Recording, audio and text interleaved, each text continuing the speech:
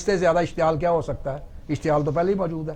امتیاز الحق صاحب، آپ بتائیے کہ اس میں کوئی شبہ نہیں ہے کہ مہنگائی جو ہے اس کا جن جو ہے بوتل سے جس طرح باہر نکلا ہے، یہ ماضی میں کم مثالیں موجود ہیں جس شرح سے مہنگائی بڑھی ہے، اور روٹی تک جو ہے 2 وقت کی روٹی کھانا جو ہے لوگوں کے لیے مشکل ہو گیا ہے۔ یہ سارے لوگ متفق ہیں، وہ تحریک انصاف کے ہوں، تحریک انصاف کے مخالفین ہوں، کوئی تجزیہ نگار ہوں، میں نے کہیں نہیں دیکھا کہ کوئی بندہ وکالت کر رہا ہو کہ نہیں جی لوگ کی روٹی جڑی ہے پیٹ بھر کے کھا رہے ہیں۔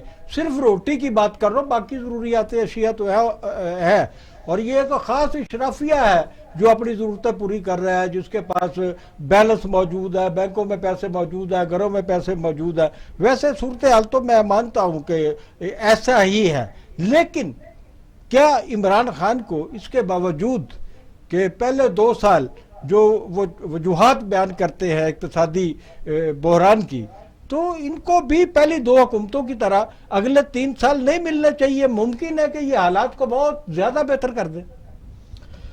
ابھی تو آپ نے جو بات کہی ہے مہنگائی کی اور قیمتوں کی جو بات کی ہے، اس سے تو یہ اندازہ ہوتا ہے کہ 3 سال بہت مشکل ہیں۔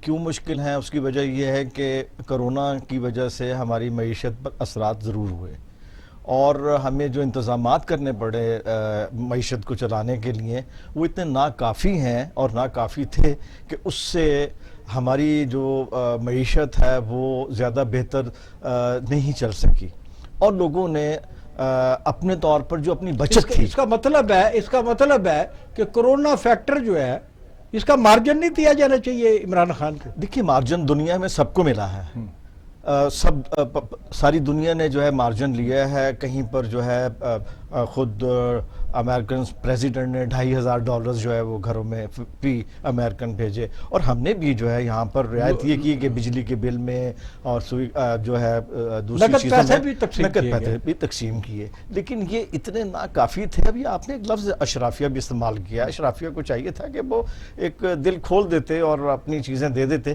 لیکن اصل بات جو ہے وہ یہ ہے کہ لوگوں نے اپنی بچت جو ان کے پاس تھی وہ اس سے گزارا کیا ہے۔ اب اگلے 2-3 مہینوں میں لوگوں کے پاس بچت نہیں ہے جس میں وہ گزارا کر سکیں گے، لہٰذا اس کا جو ہے فائدہ اپوزیشن یہ اٹھا رہی ہے کہ ان کے لیے حکومت چلانا جو ہے چونکہ مشکل ہو چکا ہوا ہے، عوام کی زندگی جو ہے وہ انتہائی مشکل ہو چکی ہے۔ 40 روپے کا جو کلو آلو ہے وہ 80 روپے کا ہے، 20 روپے عام آدمی کہاں سے لائے گا؟ اور یہ رقم جو ہے تقسیم کر دیں باقی چیزوں کے اوپر، اور اس میں جو ہے جو پرائس بڑے، قیمتیں بڑی ہیں، وہ عام لوگوں کے بس سے باہر ہے۔ دیکھیے ایک بات مجھے بتائیں کہ کچھ ماہرین یہ کہتے ہیں کہ حکومت کا دعویٰ ہے کہ چیزیں ہر شے جو ہے وافر مقدار میں موجود ہے اور لوگوں نے سٹور کی ہوئی ہے مہنگائی کے باعث۔ اگر ایسی صورتحال ہے تو کیا حکومت کو نہیں چاہیے کہ پیاز، ادرک، لہسن، آلو اور یہ ضرورت کی چیزیں، دالیں، یہ بھر دے یوٹیلیٹی سٹورز کو؟ یہ متبادل نہیں ہو سکتا؟ ایسا ہو سکتا ہے یا نہیں ہو سکتا؟ یہ اس وقت ہو سکتا ہے جب آپ اپنے زراعت کے لیے ایک ایسی پالیسی بنائیں جس میں کہ آج سے 50 سال پہلے زرعی اصلاحات کی گئی تھیں۔ اگر زرعی اصلاحات اب بھی کر دی جائیں تو پاکستان زرعی ملک ہے، اس کو گندم امپورٹ کرنے کی ضرورت نہیں پڑے گی۔ ایک تاریخی طور پر ناخوشگوار بات ہے کہ پاکستان آج زرعی ملک ہونے کے باوجود گندم کو امپورٹ کر رہا ہے۔ یوٹیلیٹی سٹور جو ہے وہ ایک نکارہ چیز ہے۔ دیکھیے وہ خود کہتے ہیں کہ جی ہم چینی مہنگی لے کے تو سستی چینی کیسے بیچیں؟ حکومت جس ریٹ پہ کہہ رہی ہے وہ بھی بیچنے کو تیار نہیں۔ جتنی سپلائی کی کوشش کی جاتی ہے اتنی کم ہو جاتی ہیں چیزیں، اور جتنی پرائس کو کم کرنا۔ یہ مجھے بتا دیں کہ اگر تحریک جو چلنا شروع ہو رہی ہے 16 کو اور یہ جنوری تک چلنی ہے، اور تحریک جو ہے اتنا زور پکڑ جاتی ہے، سپوز کہ ان کو رخصت ہونا پڑ جائے عمران خان صاحب کو، تو عمران خان کے چلے جانے کے بعد حالات نارمل ہو جائیں گے یا مہنگائی ختم ہو جائے گی؟ بہت ہی اہم آپ نے بات کی ہے، اور یہی سوال ہے عوام کے نزدیک کہ وہ جب اس کو میں شریک ہوں گے، اس کی ایک تحریک بنے گی، اور تحریک تو ابھی انہوں نے بنا دی ہے، گجرانوالہ کا جلسہ جو ہے اس کو اجازت دے کے اس میں رکاوٹیں کھڑی کر کے ایک ریاکشن ہے. ماضی میں بھی ایسا ہی ہوتا رہا ہے, جس طرح لیاقت صاحب نے بات کی ہے کہ جلسوں کی اجازت دی گئی ہے لیکن پس پردہ گرفتاریاں اور جیلیں بھری گئیں اور اس کو ناکام کرنے کی کوشش کی, لیکن اتنی ہی تیزی کے ساتھ تحریک بن کر ابھری. کامریڈ صاحب, آپ گجرانوالہ کے جلسے کے بارے میں کیا سیاسی پریڈکشن کرتے ہیں؟ گجرانوالہ کا جلسہ جو ہے بیسیکلی بہت دیر بعد اپوزیشن کو پاور شو کرنے کا موقع مل رہا ہے. اس سے پہلے جو عمران خان کا جلسہ ہوا تھا منار پاکستان پہ 2013 میں غالباً ہوا تھا, تو وہ سب سے بڑا پاور شو تھا, لیکن اس کے محرکات سب کو پتہ تھے کہ کیا تھے. یہ سیاسی جماعتوں کا ایک آزادانہ طور پہ بہت دیر بعد جلسہ ہو رہا ہے, اور یہ یادیں تازہ ہو رہی ہیں. وہ جس طرح بے نظیر بھٹو آئی تھی, اور جس طرح یہ نواز شریف کے جی ٹی روڈ کا دورہ تھا, وہ کوئی اتنا کامیاب نہیں تھا. لیکن اس میں بیسیکلی سب سے زیادہ سرپرائزنگ چیز جو ہے وہ بلاول بھٹو کا اور مریم کا عوام میں جا کر پہلی بار ایک بڑے جلسے سے خطاب کرنا ہے. اور جو ایشوز ہیں وہ بھی جینون ہیں, وہ عوام سے جڑے ہوئے ایشوز ہیں.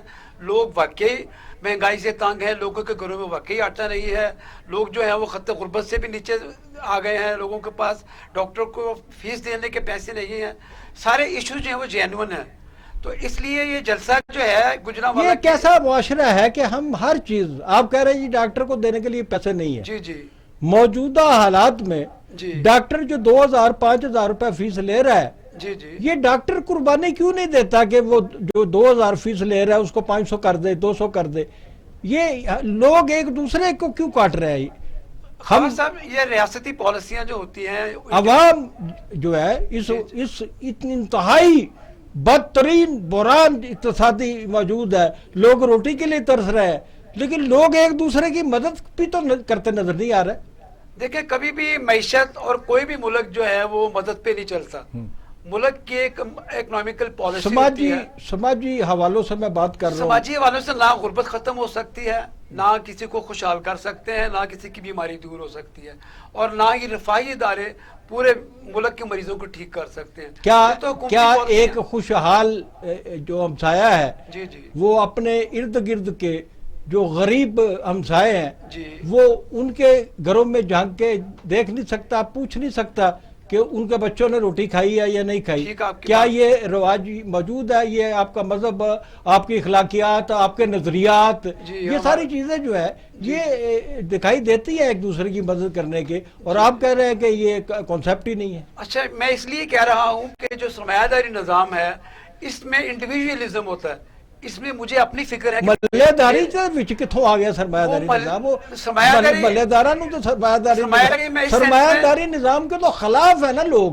سرمایہ داری تو لوگ اس کے باوجود ایک دوسرے کی مدد نہیں کرتے. لوگ انڈیویجولزم پہ آ جاتے ہیں, لوگ اپنے سروائیول میں ہوتے ہیں کہ یہ مہنگائی جو ہے میرے گھر میں نہ آ جائے, میرے بچے بھوکے نہ رہیں, وہ دوسرے کے بچوں کو. لیکن صاحب آپ کیا کہیں گے اس حوالے سے؟ دیکھیں جی, سماج جو ہے وہ چیریٹی پہ نہیں چل سکتا. کوئی بھی سماج, پاکستان کا سماج ہو یا کسی ترقی یافتہ ملک کا سماج ہو, ریاست جو ہے وہ ریاست کی جو سماجی پالیسیز ہیں ان پر ہی چل سکتا ہے. انڈیویجول چیریٹی بہت اچھی بات ہے, اس کی مخالفت نہیں کرنی چاہیے, اس کی مدد کرنی چاہیے, سپورٹ کرنی چاہیے.